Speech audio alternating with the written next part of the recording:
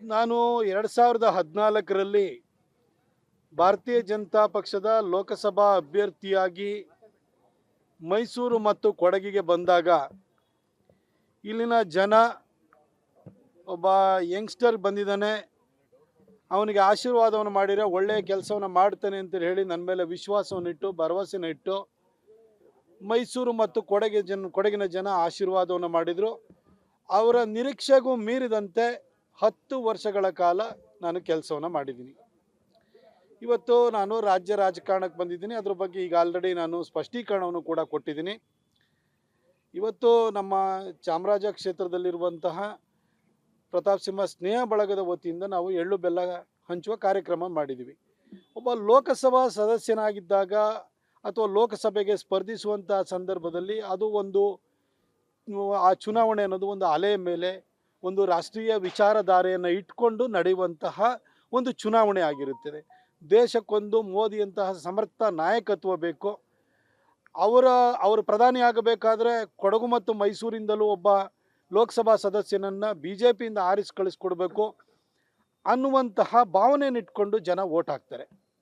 ಆದರೆ ಗ್ರಾಮ ಪಂಚಾಯಿತಿ ಬಂದಾಗ, ಕಾರ್ಪೊರೇಷನ್ ಚುನಾವಣೆ ಬಂದಾಗ, ವಿಧಾನಸೌಧದ ಚುನಾವಣೆ ಅಂದರೆ ವಿಧಾನಸಭೆಯ ಚುನಾವಣೆ ಬಂದಾಗ ಜನ ನಮ್ಮ ಯೋಗಕ್ಷೇಮವನ್ನು ಯಾರು ನೋಡ್ಕೊಳ್ತಾರೆ, ಪೌರ ಸಮಸ್ಯೆಗಳನ್ನು ಯಾರು ಪರಿಹಾರವನ್ನು ಮಾಡ್ತಾರೆ, ಯಾರು ನಮ್ಮ ಕ್ಷೇತ್ರದ ಅಭಿವೃದ್ಧಿಯನ್ನು ಮಾಡ್ತಾರೆ, ಹಿತಚಿಂತನೆಯನ್ನು ಮಾಡ್ತಾರೆ, ಜನರಿಗೆ ಉಪಕಾರ ಮಾಡದೇ ಇದ್ರೂ ಪರವಾಗಿಲ್ಲ ಉಪದ್ರ ಮಾಡದೇ ಇದ್ದವ್ರು ಯಾರು, ಹಾಗೂ ಜನರ ಜೊತೆ ಯಾರು ಸ್ನೇಹ ಸಂಬಂಧದಿಂದ ಇರ್ತಾರೆ ಅನ್ನೋದನ್ನು ನೋಡಿ ಚುನಾಯಿಸ್ತಾರೆ.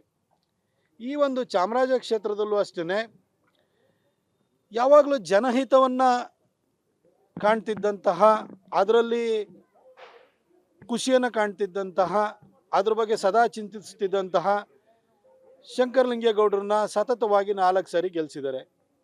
ಅವರನ್ನು ಒಬ್ಬ ಪೀಪಲ್ ಫ್ರೆಂಡ್ಲಿ ಅಥವಾ ಜನಸ್ನೇಹಿ ಅಂತ ಕರಿಬೋದು. ಹಾಗೆಯೇ ಇಲ್ಲಿ ಬೇರೆ ಪಕ್ಷ ಆದರೂ ಪರವಾಗಿಲ್ಲ, ಆದರೆ ಇವತ್ತು ಚಾಮರಾಜ ಕ್ಷೇತ್ರದಲ್ಲಿ ಅಭಿವೃದ್ಧಿಯ ಕುರುಹುಗಳು ಅಂದರೆ ಗುರುತರವಾದಂತಹ ಕುರುಹುಗಳು ಯಾವ್ದಾರು ಇತ್ತು ಅಂತಂದರೆ ಅದು ವಾಸು ಅವ್ರನ್ನ ನೆನಪು ಮಾಡ್ಕೊಳ್ತಾರೆ. ಅವರನ್ನು ನಾವೊಂಥರ ಅಭಿವೃದ್ಧಿ ಸ್ನೇಹಿ ಅಂತ ಅನ್ಬೋದು. ಇವ್ರ ಬಗ್ಗೆ ಇವತ್ತು ಇವರಿಬ್ಬರು ನಮ್ಮ ಜೊತೆ ಇಲ್ಲ, ಆದರೆ ಜನ ಇವತ್ತು ಕೂಡ ಭಾಳ ಪ್ರೀತಿಯಿಂದ ಅವ್ರನ್ನ ನೆನಪು ಮಾಡ್ಕೊಳ್ತಾರೆ, ಅವ್ರನ್ನ ಕಾಂಟ್ರಿಬ್ಯೂಷನ್ ನೆನಪು ಮಾಡ್ಕೊಳ್ತಾರೆ, ಅವರು ಜನರ ಜೊತೆ ನಡ್ಕೊಳ್ತಿದ್ದಂತಹ ವರ್ತನೆ ಬಗ್ಗೆ ನೆನಪು ಮಾಡ್ಕೊಳ್ತಾರೆ. ಹೀಗೆ ಇಂಥವ್ರನ್ನೆಲ್ಲ ಮಾದರಿಯಾಗಿ ಇಟ್ಕೊಂಡು ನಡೆಯುವಂತಹ ಒಂದು ಯೋಚನೆಯನ್ನು ನಾನು ಮಾಡಿದ್ದೀನಿ. ನಾನು 10 ವರ್ಷ MP ಆಗಿ ಕೆಲಸವನ್ನು ಮಾಡಿದ್ದೀನಿ. ಈಗ ನಾನು ಒಂದು ಸ್ಥಳೀಯ ಚುನಾವಣೆಯಲ್ಲಿ ಅಥವಾ ವಿಧಾನಸೌಧವನ್ನು ಪ್ರವೇಶವನ್ನು ಮಾಡಬೇಕು, ಈ ಕ್ಷೇತ್ರಕ್ಕೆ ಒಳ್ಳೆಯದಾಗಬೇಕು ಅಂತೇಳಿ ಯೋಚನೆಯನ್ನು ಮಾಡಿ ಬಂದಿದ್ದೀನಿ. ನಾನು ಕೂಡ ಒಬ್ಬ ಆಕಾಂಕ್ಷಿಗೂ ಮತ್ತು ಅಭ್ಯರ್ಥಿಗೂ ಇರುವ ವ್ಯತ್ಯಾಸವನ್ನು ನಾನು ಈಗ ಆಲ್ರೆಡಿ ಸ್ಪಷ್ಟಪಡಿಸಿದ್ದೀನಿ. ಅದು ಪಕ್ಷ ನಿರ್ಧಾರವನ್ನು ಮಾಡುತ್ತೆ. ಆಕಾಂಕ್ಷಿ ಯಾರು ಬೇಕಾದರೂ ಆಗ್ಬೋದು, ನನ್ನ ಜೊತೆಯಲ್ಲಿ ನಿಂತಿರೋರು ಆಗ್ಬೋದು, ನಾನೂ ಆಗ್ಬೋದು, ಮತ್ತೊಬ್ಬರು ಆಗ್ಬೋದು, ಯಾರು ಬೇಕಾದರೂ ಆಗ್ಬೋದು. ಪಕ್ಷ ಅಂತಿಮವಾಗಿ ತೀರ್ಮಾನ ಮಾಡುತ್ತೆ. ಆದರೆ ಚಾಮರಾಜ ಕ್ಷೇತ್ರದ ಒಂದು ವಿಶೇಷತೆ ಏನಂತಂದರೆ, ಇದು ಬೆಂಗಳೂರು ಸೌತನ್ನು ಹೇಗೆ ಒಂದು ವಿದ್ಯಾವಂತರ ಕ್ಷೇತ್ರ ಅಂತ ಹೇಳ್ತೀವಿ, ರಾಷ್ಟ್ರ ಮಟ್ಟದಲ್ಲಿ ಹೋದರೆ ಡೆಲ್ಲಿ ಸೌತನ್ನು ವಿದ್ಯಾವಂತರ ಕ್ಷೇತ್ರ ಅಂತ ಹೇಳ್ತೀವಿ, ಹಾಗೆ ಕರ್ನಾಟಕ ವಿಧಾನಸಭೆಯ ವಿಚಾರ ಬಂದಾಗ ವಿದ್ಯಾವಂತರ ಕ್ಷೇತ್ರ ಅಂತೇಳಿ ಹೇಳಿದರೆ ಅದು ಚಾಮರಾಜ ಕ್ಷೇತ್ರ. ಇಲ್ಲಿ ವಿದ್ಯಾವಂತರು, ಪ್ರಜ್ಞಾವಂತರು, ವಿಚಾರವಂತರು ಇರುವಂಥವ್ರು, ಸದಾ ಸಮಾಜದ ಬಗ್ಗೆ ಯೋಚನೆಯನ್ನು ಮಾಡುವಂಥವ್ರು. ಇಲ್ಲಿ RK ಲಕ್ಷ್ಮಣ್ ಅಂತವರು ಕೂಡ ಇಲ್ಲಿ ಬಾಳಿ ಬದುಕಿದಂತಹ ಜಾಗ ಇದು. ಇಲ್ಲಿ ಭಾರತೀಯ ವಿದ್ಯಾಮಂದಿರ ಇದೆ, ಕೇಂದ್ರ ಸರ್ಕಾರದ ಎಲ್ಲ ಉದ್ದಿಮೆಗಳು ಇಲ್ಲಿದ್ದಾವೆ, ಇಲ್ಲಿ ಅತಿ ಹೆಚ್ಚು ಶೈಕ್ಷಣಿಕ ಸಂಸ್ಥೆಗಳಿದ್ದಾವೆ.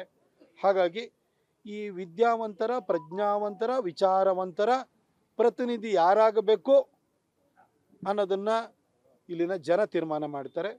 ನಾನು ಕೂಡ ಆಶೀರ್ವಾದ ಮಾಡಿ ಅಂತ ಜನರ ಹತ್ರ ಅವ್ರ ಹತ್ರ ಹೋಗ್ತಾ ಇದ್ದೀನಿ. ಅವರ ವಿಶ್ವಾಸವನ್ನು ಗಳಿಸಲಿಕ್ಕೆ ಪ್ರಯತ್ನವನ್ನು ಮಾಡ್ತೀನಿ. ವಿಶ್ವಾಸ ನನ್ನ ಮೇಲೆ ಇದೆ. ಎಲ್ಲೋದ್ರೂ ಕೂಡ ಒಂದು ಪ್ರೀತಿಯನ್ನು, ಗೌರವವನ್ನು ತೋರ್ತಾ ಇದ್ದಾರೆ. ಅಂತಿಮವಾಗಿ ಇಂಥ ಪ್ರಜ್ಞಾವಂತ, ವಿದ್ಯಾವಂತ, ವಿಚಾರವಂತ ಕ್ಷೇತ್ರದ ಅಭ್ಯರ್ಥಿ ಯಾರಾಗಬೇಕು ಅನ್ನೋದನ್ನು ಪಕ್ಷ ತೀರ್ಮಾನ ಮಾಡುತ್ತೆ. ನಾನು 2014ರಲ್ಲಿ ಭಾರತೀಯ ಜನತಾ ಪಕ್ಷದ ಲೋಕಸಭಾ ಅಭ್ಯರ್ಥಿಯಾಗಿ ಮೈಸೂರು ಮತ್ತು ಕೊಡಗಿಗೆ ಬಂದಾಗ ಇಲ್ಲಿನ ಜನ ಒಬ್ಬ ಯಂಗ್ಸ್ಟರ್ ಬಂದಿದ್ದಾನೆ, ಅವನಿಗೆ ಆಶೀರ್ವಾದವನ್ನು ಮಾಡಿದರೆ ಒಳ್ಳೆಯ ಕೆಲಸವನ್ನು ಮಾಡ್ತಾನೆ ಅಂತ ಹೇಳಿ ನನ್ನ ಮೇಲೆ ವಿಶ್ವಾಸವನ್ನಿಟ್ಟು ಭರವಸೆನ ಇಟ್ಟು ಮೈಸೂರು ಮತ್ತು ಕೊಡಗಿನ ಜನ ಆಶೀರ್ವಾದವನ್ನು ಮಾಡಿದರು. ಅವರ ನಿರೀಕ್ಷೆಗೂ ಮೀರಿದಂತೆ 10 ವರ್ಷಗಳ ಕಾಲ ನಾನು ಕೆಲಸವನ್ನು ಮಾಡಿದ್ದೀನಿ. ಇವತ್ತು ನಾನು ರಾಜ್ಯ ರಾಜಕಾರಣಕ್ಕೆ ಬಂದಿದ್ದೀನಿ. ಅದ್ರ ಬಗ್ಗೆ ಈಗ ಆಲ್ರೆಡಿ ನಾನು ಸ್ಪಷ್ಟೀಕರಣವನ್ನು ಕೂಡ ಕೊಟ್ಟಿದ್ದೀನಿ. ಇವತ್ತು ನಮ್ಮ ಚಾಮರಾಜ ಕ್ಷೇತ್ರದಲ್ಲಿರುವಂತಹ ಪ್ರತಾಪ್ ಸಿಂಹ ಸ್ನೇಹ ಬಳಗದ ವತಿಯಿಂದ ನಾವು ಎಳ್ಳು ಬೆಲ್ಲ ಹಂಚುವ ಕಾರ್ಯಕ್ರಮ ಮಾಡಿದ್ದೀವಿ. ಒಬ್ಬ ಲೋಕಸಭಾ ಸದಸ್ಯನಾಗಿದ್ದಾಗ ಅಥವಾ ಲೋಕಸಭೆಗೆ ಸ್ಪರ್ಧಿಸುವಂಥ ಸಂದರ್ಭದಲ್ಲಿ ಅದು ಒಂದು ಆ ಚುನಾವಣೆ ಅನ್ನೋದು ಒಂದು ಅಲೆಯ ಮೇಲೆ ಒಂದು ರಾಷ್ಟ್ರೀಯ ವಿಚಾರಧಾರೆಯನ್ನು ಇಟ್ಕೊಂಡು ನಡೆಯುವಂತಹ ಒಂದು ಚುನಾವಣೆ ಆಗಿರುತ್ತದೆ. ದೇಶಕ್ಕೊಂದು ಮೋದಿಯಂತಹ ಸಮರ್ಥ ನಾಯಕತ್ವ ಬೇಕು.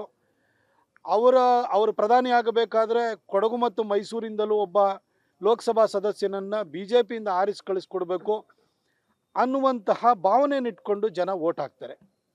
ಆದರೆ ಗ್ರಾಮ ಪಂಚಾಯಿತಿ ಬಂದಾಗ, ಕಾರ್ಪೊರೇಷನ್ ಚುನಾವಣೆ ಬಂದಾಗ, ವಿಧಾನಸೌಧದ ಚುನಾವಣೆ ಅಂದರೆ ವಿಧಾನಸಭೆಯ ಚುನಾವಣೆ ಬಂದಾಗ ಜನ ನಮ್ಮ ಯೋಗಕ್ಷೇಮವನ್ನು ಯಾರು ನೋಡ್ಕೊಳ್ತಾರೆ, ಪೌರ ಸಮಸ್ಯೆಗಳನ್ನು ಯಾರು ಪರಿಹಾರವನ್ನು ಮಾಡ್ತಾರೆ, ಯಾರು ನಮ್ಮ ಕ್ಷೇತ್ರದ ಅಭಿವೃದ್ಧಿಯನ್ನು ಮಾಡ್ತಾರೆ, ಹಿತಚಿಂತನೆಯನ್ನು ಮಾಡ್ತಾರೆ, ಜನರಿಗೆ ಉಪಕಾರ ಮಾಡದೇ ಇದ್ರೂ ಪರವಾಗಿಲ್ಲ ಉಪದ್ರ ಮಾಡದೇ ಇದ್ದವ್ರು ಯಾರು, ಹಾಗೂ ಜನರ ಜೊತೆ ಯಾರು ಸ್ನೇಹ ಸಂಬಂಧದಿಂದ ಇರ್ತಾರೆ ಅನ್ನೋದನ್ನು ನೋಡಿ ಚುನಾಯಿಸ್ತಾರೆ.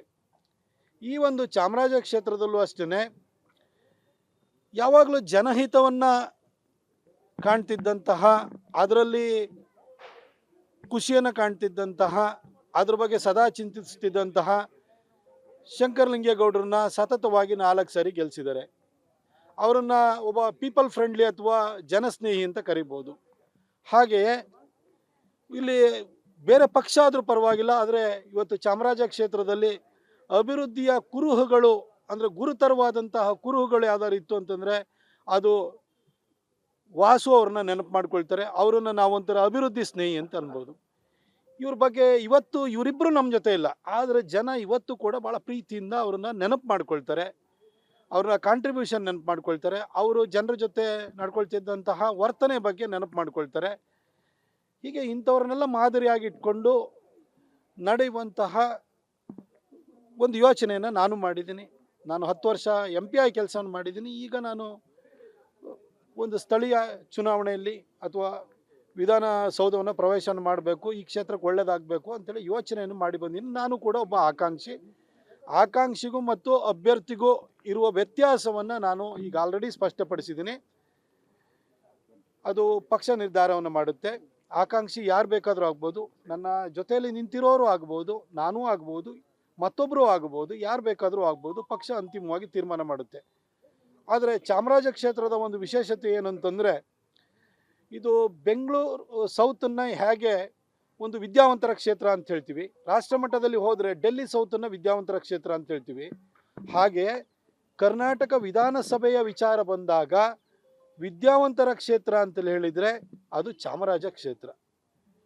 ಇಲ್ಲಿ ವಿದ್ಯಾವಂತರು, ಪ್ರಜ್ಞಾವಂತರು, ವಿಚಾರವಂತರು ಇರುವಂಥವ್ರು, ಸದಾ ಸಮಾಜದ ಬಗ್ಗೆ ಯೋಚನೆಯನ್ನು ಮಾಡುವಂಥವ್ರು. ಇಲ್ಲಿ RK ಲಕ್ಷ್ಮಣ್ ಅಂತವರು ಕೂಡ ಇಲ್ಲಿ ಬಾಳಿ ಬದುಕಿದಂತಹ ಜಾಗ ಇದು. ಇಲ್ಲಿ ಭಾರತೀಯ ವಿದ್ಯಾಮಂದಿರ ಇದೆ, ಕೇಂದ್ರ ಸರ್ಕಾರದ ಎಲ್ಲ ಉದ್ದಿಮೆಗಳು ಇಲ್ಲಿದ್ದಾವೆ, ಇಲ್ಲಿ ಅತಿ ಹೆಚ್ಚು ಶೈಕ್ಷಣಿಕ ಸಂಸ್ಥೆಗಳಿದ್ದಾವೆ. ಹಾಗಾಗಿ ಈ ವಿದ್ಯಾವಂತರ, ಪ್ರಜ್ಞಾವಂತರ, ವಿಚಾರವಂತರ ಪ್ರತಿನಿಧಿ ಯಾರಾಗಬೇಕು ಅನ್ನೋದನ್ನು ಇಲ್ಲಿನ ಜನ ತೀರ್ಮಾನ ಮಾಡ್ತಾರೆ. ನಾನು ಕೂಡ ಆಶೀರ್ವಾದ ಮಾಡಿ ಅಂತ ಜನರ ಹತ್ರ ಅವ್ರ ಹತ್ರ ಹೋಗ್ತಾ ಇದ್ದೀನಿ. ಅವರ ವಿಶ್ವಾಸವನ್ನು ಗಳಿಸಲಿಕ್ಕೆ ಪ್ರಯತ್ನವನ್ನು ಮಾಡ್ತೇನೆ. ವಿಶ್ವಾಸ ನನ್ನ ಮೇಲೆ ಇದೆ. ಎಲ್ಲೋದ್ರೂ ಕೂಡ ಒಂದು ಪ್ರೀತಿಯನ್ನು, ಗೌರವವನ್ನು ತೋರ್ತಾ ಇದ್ದಾರೆ. ಅಂತಿಮವಾಗಿ ಇಂಥ ಪ್ರಜ್ಞಾವಂತ, ವಿದ್ಯಾವಂತ, ವಿಚಾರವಂತ ಕ್ಷೇತ್ರದ ಅಭ್ಯರ್ಥಿ ಯಾರಾಗಬೇಕು ಅನ್ನೋದನ್ನು ಪಕ್ಷ ತೀರ್ಮಾನ ಮಾಡುತ್ತೆ.